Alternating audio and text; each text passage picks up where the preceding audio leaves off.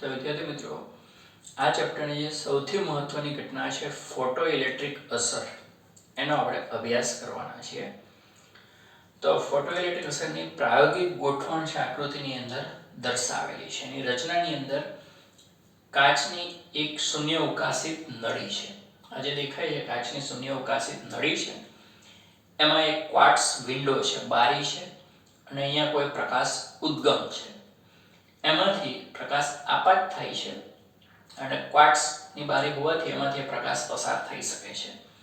અહીંયા સી એટલે photo સંવેદી plate છે, ફોટો સંવેદી ધાતુ, જેના પર પ્રકાશ આપાત કરવામાં આવી રહ્યો છે.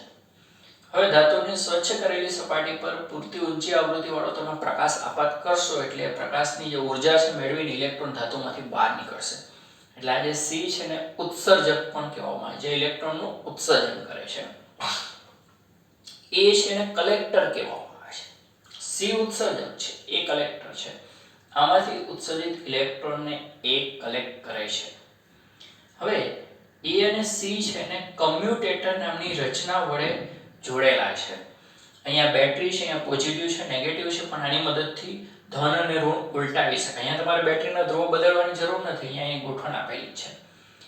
એટલે કે ઉત્સર્જકની સાપેક્ષ કલેક્ટરને જરૂર પડે તો ધન સ્થિતિમાન અને જરૂર પડે તો ઋણ સ્થિતિમાન રાખી શકાય છે અને એને બદલી પણ શકાય છે, વધઘટ પણ કરી શકાય છે. એના બે છેડા વચ્ચે વિદ્યુત સ્થિતિમાનનો તફાવત માપવા માટે અહીંયા વોલ્ટમીટર મૂકેલું છે. પરિપથમાંથી વહેતો પ્રવાહ માપવા માટે માઇક્રોમીટર છે. બહુ વધારે પ્રવાહ ન હોય, માઇક્રો એમ્પિયરના ક્રમનો, એટલે માપવા માટે માઇક્રોમીટર છે. હવે જે પ્રકાશ આપાત થાય છે એ પ્રકાશની આવૃત્તિ તમે બદલી શકો છો, એટલે કે તરંગ લંબાઈ બદલી શકાય છે. પ્રકાશને એકરંગી બનાવી શકાય છે. અહીંયા જે ક્વાર્ટઝ કાચ છે એના ઉપર અલગ અલગ રંગના કાગળ લગાડી પારદર્શક ને જરૂરી તરંગ લંબાઈનો એકરંગી પ્રકાશ પણ આના પર આપાત કરી શકાય છે. એટલે આપાત પ્રકાશની તરંગ લંબાઈ કે આવૃત્તિ આપણે બદલી શકીએ છીએ. સાથે તીવ્રતા પણ બદલી શકાય. ઉદ્ગમને દૂર લઈ જાઓ, નજીક લાવો, તીવ્રતા વધશે, દૂર લઈ જાઓ, તીવ્રતા ઘટશે. એટલે ઉદ્ગમને આગળ પાછળ ખસેડીને આપાત પ્રકાશની તીવ્રતા પણ બદલી શકાય છે. એટલે આપાત પ્રકાશની આવૃત્તિ તરંગ લંબાઈને સાઈડ પર કરીએ, આવૃત્તિ બદલાય તરંગ લંબાઈ બદલાશે. તો આપાત પ્રકાશની આવૃત્તિ અને તીવ્રતા આપણે બદલી શકીએ છીએ. બરાબર. સી ની સાપેક્ષ એને ધન સ્થિતિમાન પણ રાખી શકીએ, ઋણ સ્થિતિમાન પણ રાખી શકીએ અને એમાં વધારો ઘટાડો પણ કરી શકાય એવી ગોઠવણ અહીંયા કમ્યુટેટરથી રાખેલી છે. એટલે બધી જ રીતે બધું તૈયાર છે એમ આપણે કહી શકીએ. તો આ ફોટો ઇલેક્ટ્રિક અસરની પ્રાયોગિક ગોઠવણ થઈ. જે આ પ્રયોગની ગોઠવણ છે, સાધનો ગોઠવી દીધા છે, પ્રયોગ શરૂ કરવાનો બાકી છે. તો કાચની શૂન્ય અવકાશિત નળી છે, અહીંયા ક્વાર્ટઝ વિન્ડો છે, સી એટલે ફોટો સંવેદી સપાટી છે, એ એટલે કલેક્ટર છે, સી અને એને કમ્યુટેટર દ્વારા જોડેલા છે. સી ની સાપેક્ષ એને ધન કે ઋણ વિદ્યુત સ્થિતિમાન રાખી શકાય છે અને બદલી પણ શકાય છે. એસ એટલે પ્રકાશ ઉદ્ગમ છે, એમાંથી પ્રકાશ આના પર આપાત થાય છે. એ પ્રકાશની ઉર્જાનું શોષણ કરીને આમાંથી ઇલેક્ટ્રોનનું ઉત્સર્જન થાય છે, જે એ તરફ ગતિ કરશે. ઉદ્ગમ અને સી વચ્ચેનું અંતર બદલીને પ્રકાશની તીવ્રતા બદલી શકાય છે. અલગ અલગ રંગના પેપર વાપરીને પ્રકાશની તરંગ લંબાઈ એટલે કે આવૃત્તિ પણ બદલી શકાય છે. હવે પ્રયોગ શરૂ કરીને એના પરિણામ શું આવે છે. પહેલા જે આપાત પ્રકાશ છે ને એની આવૃત્તિ અને તરંગ લંબાઈ નિશ્ચિત રાખીશું. આવૃત્તિ, તરંગ લંબાઈ નિશ્ચિત. જે પ્રકાશ આપાત થઈ રહ્યો છે ને એ પ્રકાશની આપણે તીવ્રતા વધારીએ તો શું થાય છે. અને પહેલા સ્ટાર્ટિંગમાં આપણે સી ની સાપેક્ષ એને ધન સ્થિતિમાન રાખીએ છીએ. એટલે સી છે એની સાથે બેટરીનો ઋણ ધ્રુવ જોડાયેલો હશે અને એ સાથે બેટરીનો ધન ધ્રુવ જોડાયેલો હશે. એટલે ઉત્સર્જકની સાપેક્ષ કલેક્ટરને ધન સ્થિતિમાને રાખવામાં આવે છે. આપાત પ્રકાશની આવૃત્તિ અચળ રાખીને એની તીવ્રતા વધારવામાં આવે છે તો શું થાય છે. જો આના પર પ્રકાશ આપાત કરો છો, આમાંથી ઇલેક્ટ્રોનનું ઉત્સર્જન થયું છે. સી ની સાપેક્ષ એ ધન સ્થિતિમાન છે, એટલે ઇલેક્ટ્રોન ઋણ વીજભાર ધરાવે એટલે એ તરફ આકર્ષિત થશે. એ બધા ઇલેક્ટ્રોનને એ કલેક્ટ કરશે, બાહ્ય પરિપથમાં મોકલશે, એટલે માઇક્રોમીટર પ્રવાહ નોંધે છે. એટલે પ્રકાશ આપાત કર્યો, કોઈ એક તીવ્રતા છે, પ્રવાહ નોંધી લીધો. આપાત પ્રકાશની તીવ્રતા વધારવામાં આવી તો પ્રવાહમાં શું ફેરફાર થયો, પ્રવાહમાં પણ વધારો થયો. તો આપાત પ્રકાશની તીવ્રતા વધારતા ગયા તો આ જે પ્રવાહ છે ફોટોઇલેક્ટ્રિક પ્રવાહ પણ વધતો જાય છે. તો આપણે શું કહ્યું? આવૃત્તિ અચળ રાખીને આપાત પ્રકાશની તીવ્રતા વધારવામાં આવી તો ફોટોઇલેક્ટ્રિક પ્રવાહ વધે છે, પણ ખાસ શરત કે C ની સાપેક્ષ A ને ધન સ્થિતિમાને રાખેલું છે એટલે ઇલેક્ટ્રોન એના તરફ સહેલાઈથી આકર્ષિત થાય છે, બાહ્ય પરિપથમાં મોકલે છે, પ્રવાહ વહે છે, માઇક્રોમીટર નોંધે છે. તીવ્રતા વધારવામાં આવી, ફોટોઇલેક્ટ્રિક પ્રવાહ વધે છે એટલે એમની વચ્ચે સમપ્રમાણતાનો સંબંધ સુરેખ આલેખ મળે છે. ફક્ત અહીંયા તીવ્રતા બદલવામાં આવે છે, આવૃત્તિમાં કોઈ ફેરફાર નથી અને C ની સાપેક્ષ A ધન સ્થિતિમાન. જો ઘણું બધું છે આ ડાઉટ, એટલે ધ્યાનથી જોતા રહેજો, બરાબર? એક એક વસ્તુ ક્લિયર થાય પછી જ આપણે આગળ વધીશું. તો આપાત પ્રકાશની આવૃત્તિ અચળ રાખીને તીવ્રતા વધારવામાં આવી તો ફોટોઇલેક્ટ્રિક પ્રવાહ વધે છે. ફોટોઇલેક્ટ્રિક પ્રવાહ વધે છે એનો મતલબ શું થયો? ઉત્સર્જિત ઇલેક્ટ્રોનની સંખ્યા વધે છે. કારણ કે આપણે જાણીએ છીએ પ્રવાહનું બેઝિક સૂત્ર I બરાબર Q/T છે ને, વિદ્યુતભારનું ક્વોન્ટમીકરણ Q બરાબર n છે. પ્રવાહ વધતો હોય તો n વિદ્યુતભારિત કણોની સંખ્યા વધે છે, એટલે 1 સેકન્ડનો સમય આપણે એકમ લઈએ છીએ. તો આપાત પ્રકાશની તીવ્રતા વધારતા ફોટોઇલેક્ટ્રિક પ્રવાહ વધે છે એટલે એકમ સમયમાં આમાંથી ઉત્સર્જિત થતા ઇલેક્ટ્રોન આના તરફ પહોંચતા ઇલેક્ટ્રોનની સંખ્યા વધી રહે. પહોંચતા છે અને ધ્યાનમાં રાખો ઉત્સર્જિત તો થતા જ હશે. તો તીવ્રતા વધારતા કલેક્ટર પર એકમ સમયમાં પહોંચતા ઇલેક્ટ્રોનની સંખ્યા વધે છે એટલે ફોટોઇલેક્ટ્રિક પ્રવાહ વધે છે. ચલો આ સંબંધ મળી ગયો. હવે કંઈક નવો ફેરફાર કરીએ. નવા ફેરફારની અંદર શું કરવામાં આવે છે? તો લગભગ આની સાપેક્ષ આ લેખ છે એના જેવો જ હશે, કારણ કે આમાં તીવ્રતા બદલવા, પણ ખાસ જો ઋણ સ્થિતિમાન આવી ગયું છે. હવે આપણે શું કરીએ?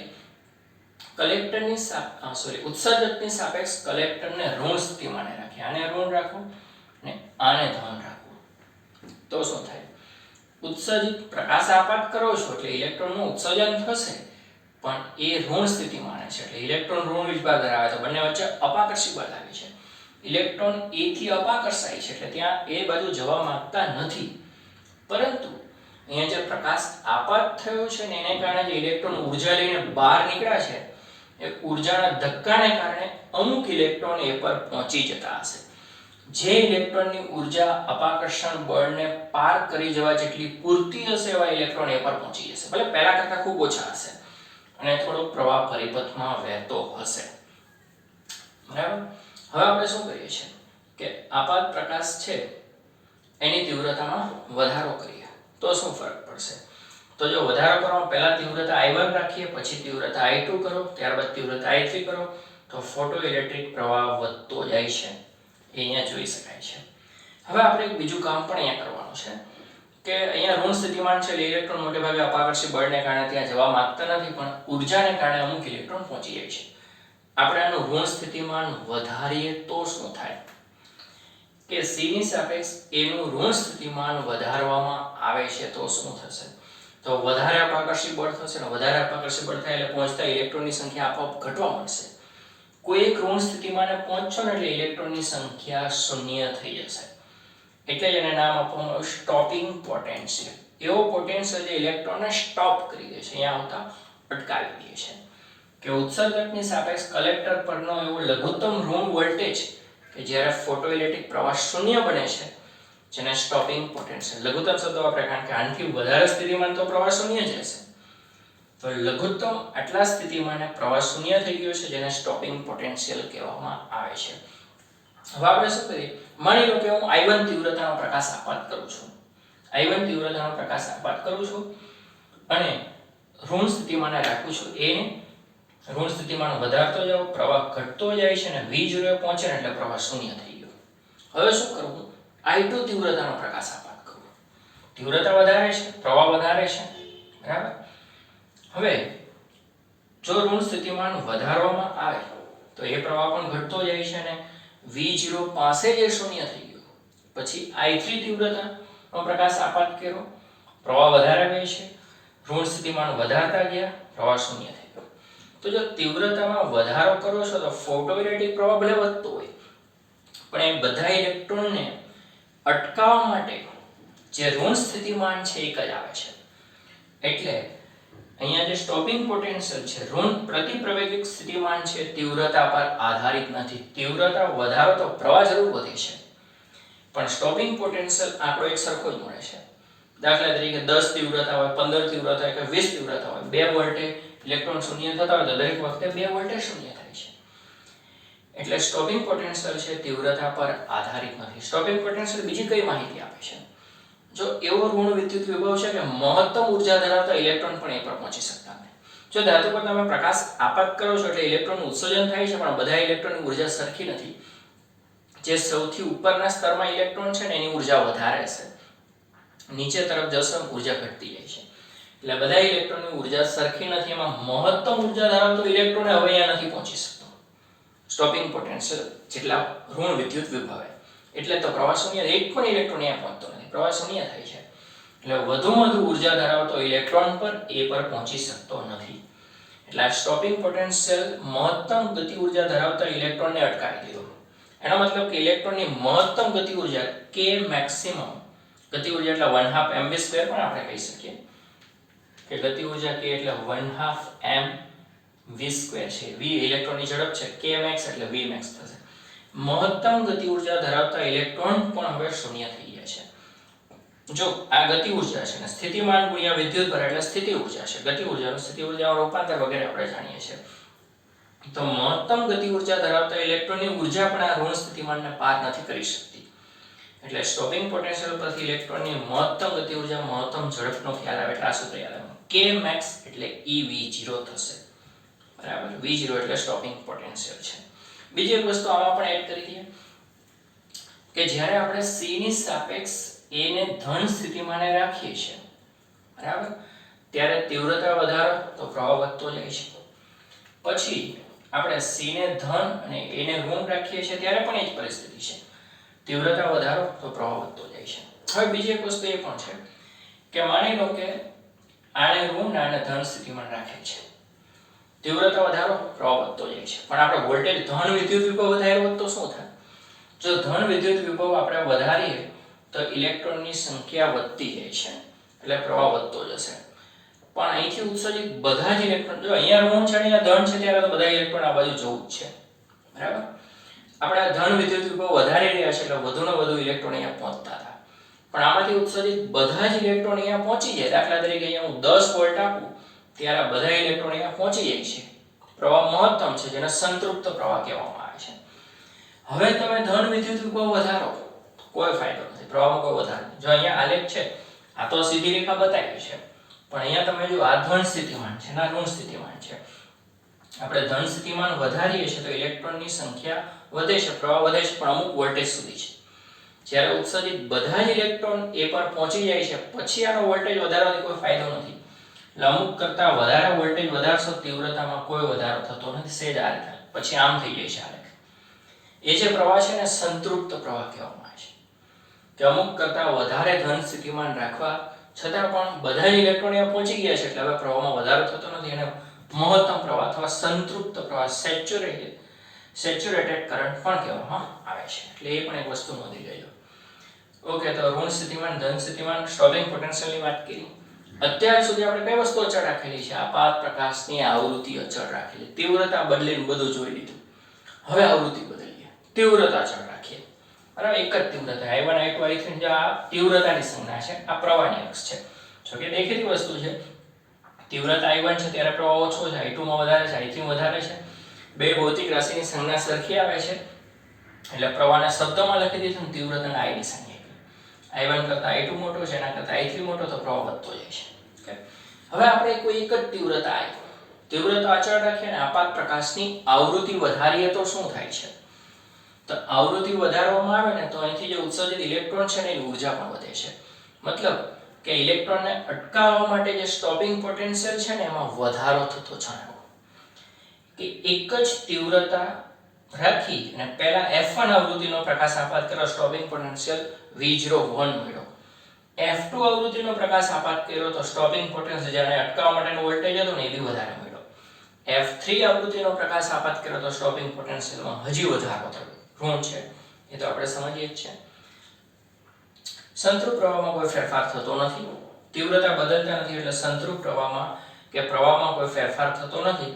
પણ આવૃત્તિ વધારવાથી સ્ટોપિંગ પોટેન્શિયલ વધે છે એટલે ઇલેક્ટ્રોનની મહત્તમ ગતિ ઉર્જા વધે. એટલે ઉર્જા આવૃત્તિ પર આધાર રાખે છે, પણ પેલું ટર્મ્સ એન્ડ કન્ડિશન એપ્લાય એવું આવતું હોય, આમાં એક શરત તો છે જ, આ બધામાં એક શરત છે. એ શરત શું છે કે અહીંયા તમે જે પ્રકાશ આપાત કરી રહ્યા છો એ પ્રકાશની આવૃત્તિ અમુક લઘુત્તમ આવૃત્તિ છે ને કટ ઓફ કે થ્રેશોલ્ડ આવૃત્તિ કહેવાય, એના કરતાં વધારે હોય તો જ આ વસ્તુ શક્ય બનશે. એટલે F1 F2 ને F3 બધા F0 કરતાં તો વધારે છે. F0 એટલે થ્રેશોલ્ડ આવૃત્તિ કહેવામાં આવે છે. આપણે જાણીએ ને ધાતુમાંથી ઇલેક્ટ્રોનને બહાર નીકળવા માટે લઘુત્તમ ઊર્જાને આપણે વર્ક ફંક્શન કહેતા હતા, 50. વર્ક ફંક્શન એટલે HF0. F0 એટલે લઘુત્તમ થ્રેશોલ્ડ આવૃત્તિ છે, બરાબર. એટલે આ બધી આવૃત્તિ F0 થી તો વધારે હોવી જ જોઈએ. તો આપણે માની લઈએ છીએ કે આપાત પ્રકાશની આવૃત્તિ થ્રેશોલ્ડ આવૃત્તિ કરતાં વધારે છે. હવે તમે F1 આવૃત્તિનો પ્રકાશ આપાત કરો ને અહીંયા -V01 વોલ્ટેજ લગાડો તો પ્રવાહ શૂન્ય થઈ જાય છે. F2 આવૃત્તિનો પ્રકાશ આપાત કરો તો એને શૂન્ય કરવા માટે V01 કરતાં વધારે -V02 ની જરૂર પડે છે. F3 હોય તો -V03. અને સ્ટોપિંગ પોટેન્શિયલ આવૃત્તિના વધારા સાથે સ્ટોપિંગ પોટેન્શિયલ વધતો જાય છે, એટલે ઇલેક્ટ્રોનની ગતિ ઊર્જા વધતી જાય, એટલે ગતિ ઊર્જા ઇલેક્ટ્રોનની ઊર્જા આપાત પ્રકાશની આવૃત્તિ પર આધાર રાખે છે, તીવ્રતા પર નહીં. એ પણ નોંધો. અને બધી જ આવૃત્તિ થ્રેશોલ્ડ આવૃત્તિ કરતાં તો વધારે જ છે. પછી એનો આલેખ દોરી નાખો. ચલો, સ્ટોપિંગ પોટેન્શિયલ વિરુદ્ધ આવૃત્તિનો આલેખ. જ્યાં સુધી આવૃત્તિ થ્રેશોલ્ડ આવૃત્તિ કરતાં ઓછી છે ત્યાં સુધી ઇલેક્ટ્રોનનું ઉત્સર્જન થતું જ નથી, સ્ટોપિંગ પોટેન્શિયલની જરૂર જ નથી, શૂન્ય જ છે. જેવી આવૃત્તિ F0 કરતાં વધે છે એટલે હવે ઇલેક્ટ્રોન ઉત્સર્જિત થાય છે, એટલે એને અટકાવવા માટે સ્ટોપિંગ પોટેન્શિયલની જરૂર પડે છે. તો આવૃત્તિ F0 થી વધારે હોય તો આવૃત્તિના વધારા સાથે સ્ટોપિંગ પોટેન્શિયલ વધતો જાય છે. જે અહીંયા આમ દોરેલું છે, F1 કરતાં F2 મોટો, એના કરતાં F3 મોટો, તો V01 કરતાં V02 મોટો, એના કરતાં V03 મોટો. આમાં ઘણી બધી રાશિઓ, આમાં પ્યોરલી V0 અને F નો જ આલેખ. તો F વધારો એમ V0 વધતો જાય છે, આલેખ સીધી રેખાઓ મળે. પણ શરત કે F ગ્રેટર ધેન F0 છે. હવે અહીંયા ધાતુ બદલી ગઈ. અત્યાર સુધી એક જ ધાતુ રાખેલી, હવે ધાતુ બદલી નાખી. ચલો, પહેલા ધાતુ A હતી, હવે બીજી ધાતુ B લગાડવામાં આવી. તો એની થ્રેશોલ્ડ આવૃત્તિ આના કરતાં જુદી હોવાની છે, એની લઘુત્તમ ઊર્જા ઇલેક્ટ્રોનને બહાર કાઢવા માટેની જુદી હોવાની છે. ધારો કે એની થ્રેશોલ્ડ આવૃત્તિ F0 ડેશ છે. બાકી બધી કહાની એ જ છે. જ્યાં સુધી આવૃત્તિ થ્રેશોલ્ડ આવૃત્તિ આપાત પ્રકાશ જે આપાત કરી રહ્યા છે એની આવૃત્તિ થ્રેશોલ્ડ આવૃત્તિ કરતાં વધશે નહીં ત્યાં સુધી ઇલેક્ટ્રોનનું ઉત્સર્જન જ નહીં થાય. તો સ્ટોપિંગ પોટેન્શિયલ શું જરૂર? 0 જ છે. જેવી આવૃત્તિ થ્રેશોલ્ડ આવૃત્તિ કરતાં વધી ગઈ એટલે ઇલેક્ટ્રોનનું ઉત્સર્જન થયું, પ્રવાહ વહેવા માંડ્યો. એ પ્રવાહ શૂન્ય કરવા માટે સ્ટોપિંગ પોટેન્શિયલ લગાડવું પડે છે. આવૃત્તિના વધારા સાથે સ્ટોપિંગ પોટેન્શિયલ વધતો જાય છે કોઈ પણ ધાતુ માટે. એટલે એ પણ અહીંયા જોઈ શકાય. તો અંતિમ આલેખ પણ અહીંયા જોઈ લીધો. તો આટલી બધી ચર્ચા પરથી આપણે અમુક સામાન્ય નિયમો, લાક્ષણિકતાઓ તારવી શકીએ છીએ. એ કઈ છે કે જો અહીંયા ફોટો સંવેદી દ્રવ્ય છે, એ બધા દ્રવ્યોની થ્રેશોલ્ડ આવૃત્તિ સરખી નથી, બરાબર. જુદા જુદા દ્રવ્યો માટે થ્રેશોલ્ડ આવૃત્તિ જુદી જુદી છે. હવે કોઈ એક જ દ્રવ્ય માટે એક જ થ્રેશોલ્ડ આવૃત્તિ છે, આપાત પ્રકાશની આવૃત્તિ થ્રેશોલ્ડ આવૃત્તિ કરતાં વધારે હશે ને તો જ ઇલેક્ટ્રોનનું ઉત્સર્જન થશે. તો જ ઉત્સર્જન થાય તો અટકાવવાની કહાની આવે. અહીંયા પ્રકાશ આપાત કરો, ઇલેક્ટ્રોનનો આમાંથી ઉત્સર્જન જ ન થાય, અહીંયા ધન લગાડો, ઋણ લગાડો, કઈ ફાયદો નહીં, કોઈ પ્રવાહ વહેવાનો જ નથી, કોઈ ઘટના બનશે જ નહીં. એટલે પહેલી શરત તો એ જ છે, આપાત પ્રકાશની આવૃત્તિ થ્રેશોલ્ડ આવૃત્તિ કરતાં વધારે હોવી જોઈએ. તીવ્રતા નબળી હશે ને તોય ચાલશે, તીવ્રતા થોડી કમથી હશે તો થોડોક પ્રવાહ હશે. તીવ્રતા ગમે તેટલી હોય પણ આવૃત્તિ થ્રેશોલ્ડ આવૃત્તિ કરતાં ઓછી હશે તો ફોટોઇલેક્ટ્રિક ઉત્સર્જન જોવા મળશે નહીં, બરાબર. એક વખત આવૃત્તિ થ્રેશોલ્ડ આવૃત્તિ કરતાં વધારે હશે તો ઝાંખો પ્રકાશ પણ ઇલેક્ટ્રોનનું ઉત્સર્જન કરી શકે છે. ઓછો પ્રકાશ, ઓછી તીવ્રતાનો પ્રકાશ આપાત કરો તો ઓછો પ્રવાહ મળશે, પણ મળશે ખરો જો આવૃત્તિ થ્રેશોલ્ડ આવૃત્તિ કરતાં વધારે. ગમે તેટલી તીવ્રતાનો પ્રકાશ આપાત કરો પણ એની આવૃત્તિ થ્રેશોલ્ડ આવૃત્તિ કરતાં ઓછી હોય તો ઇલેક્ટ્રોનનું ઉત્સર્જન જ નહીં થાય. આ કોમન વસ્તુ છે. આના પરથી અમુક લાક્ષણિકતા તારવેલી છે. આ બધા તો મહત્વના પ્રશ્ન છે જ, પણ આ મોસ્ટ આઈએમપી 2 ગુણ માટે ફોટો ઇલેક્ટ્રિક અસરની લાક્ષણિકતા જણાવો. 4 લાક્ષણિકતા છે. પહેલી કઈ છે? આપેલ ફોટો સંવેદી દ્રવ્ય, એટલે આપણે ધાતુ નથી બદલતા, આપેલ ફોટો સંવેદી દ્રવ્યની આપેલ આવૃત્તિ માટે શરત એ કે થ્રેશોલ્ડ આવૃત્તિ કરતાં વધારે હોય છે. ફોટોઇલેક્ટ્રિક પ્રવાહ કોના પર આધાર રાખે છે? તીવ્રતા પર આધાર રાખે. આપેલ ફોટો સંવેદી દ્રવ્યની આપેલ આવૃત્તિ માટે, આ શરત તો ખરી જ, ફોટોઇલેક્ટ્રિક પ્રવાહ તીવ્રતાના વધારા સાથે વધતો જાય છે, પહેલી લાક્ષણિકતા. બીજી લાક્ષણિકતા, આપેલ ફોટોસંવેદી દ્રવ્યની આપેલ આવૃત્તિ માટે સંતૃપ્ત પ્રવાહ, આજે સીધો થઈ જાય છે અચળ પ્રવાહ, મહત્તમ પ્રવાહ. સંતૃપ્ત પ્રવાહ તીવ્રતાના સમપ્રમાણમાં, તીવ્રતા વધારવાથી સંતૃપ્ત પ્રવાહ વધે છે, તીવ્રતા વધારવાથી ફોટોઇલેક્ટ્રિક પ્રવાહ વધે છે. સંતૃપ્ત પ્રવાહ એટલે ફોટોઇલેક્ટ્રિક પ્રવાહ છે, પણ એનું મહત્તમ મૂલ્ય, છેલ્લું મૂલ્ય. ત્રીજી લાક્ષણિકતા, જો આપાત પ્રકાશની આવૃત્તિ થ્રેશોલ્ડ આવૃત્તિ કરતાં વધારે હશે તો ગમે તેટલો ઝાંખો પ્રકાશ પણ ઇલેક્ટ્રોનનું ઉત્સર્જન કરી શકશે, પણ જો આવૃત્તિ થ્રેશોલ્ડ આવૃત્તિ કરતાં ઓછી હશે તો ગમે તેટલો શક્તિશાળી પ્રકાશ પણ ઇલેક્ટ્રોનનું ઉત્સર્જન કરી શકશે નહીં, ફોટોઇલેક્ટ્રિક અસર જોવા મળશે નહીં. એટલે જો F greater than F0 હશે તો જ ઉત્સર્જન થશે ને એ ઉત્સર્જિત ઇલેક્ટ્રોનની ગતિ ઉર્જા આવૃત્તિ ઉપર રેખીય રીતે આધાર રાખે. જો સ્ટોપિંગ પોટેન્શિયલ એટલે ગતિ ઉર્જા થઈને અહીંયા તમે V0 ને બદલે k મૂકી દો ને તોય ચાલે, k ચલે છે F જ છે, બરાબર. એટલે આપાત પ્રકાશની તીવ્રતા ભલે ઓછી હોય પણ આવૃત્તિ થ્રેશોલ્ડ આવૃત્તિ કરતાં વધારે હોય તો ઇલેક્ટ્રોન ઉત્સર્જન થશે ને ઇલેક્ટ્રોનની ગતિ ઉર્જા આવૃત્તિ સાથે રેખીય રીતે વધશે, આવૃત્તિના વધારા સાથે ગતિ ઉર્જા વધતી હશે. ચોથી લાક્ષણિકતા છે કે આપણે પ્રકાશ આપાત કર્યો, ચલો એની આવૃત્તિ થ્રેશોલ્ડ આવૃત્તિ કરતાં વધારે છે તો ઇલેક્ટ્રોન ઉત્સર્જન થશે, કેટલા સમયમાં થશે એવો સવાલ છે. બિલકુલ જ નહીં. કોઈ પણ દેખીતો સમય બગાડ્યા વગર ઇલેક્ટ્રોનનું તત્કાળ ઉત્સર્જન થાય છે, તાત્ક્ષણિક ઘટના છે. કેટલો? નેનો સેકન્ડ કરતાં પણ ઓછો સમય, 10⁻⁹ સેકન્ડ કરતાં પણ ઓછા સમયમાં ઇલેક્ટ્રોન ઉત્સર્જન થાય છે. કે જો આપાત પ્રકાશની આવૃત્તિ થ્રેશોલ્ડ આવૃત્તિ કરતાં વધારે હોય ને તો જેવો પ્રકાશ આપાત થયો ઇલેક્ટ્રોન બહાર આવશે, બરાબર. પ્રકાશ આપાત, ઇલેક્ટ્રોન બહાર. કોઈ પણ દેખીતો સમય બગાડ્યા વગર ઇલેક્ટ્રોનનું તત્કાળ ઉત્સર્જન થશે, તાત્ક્ષણિક ઘટના છે, 10⁻⁹ સેકન્ડ કરતાં પણ ઓછા સમયમાં ઘટના બનશે. તો 4 લાક્ષણિકતા યાદ રાખવાની છે.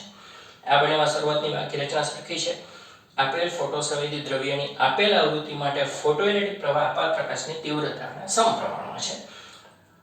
આપેલ ફોટોસંવેદી દ્રવ્યની આપેલ આવૃત્તિ માટે સંતૃપ્ત પ્રવાહ આપાત પ્રકાશની તીવ્રતાના સમપ્રમાણમાં છે.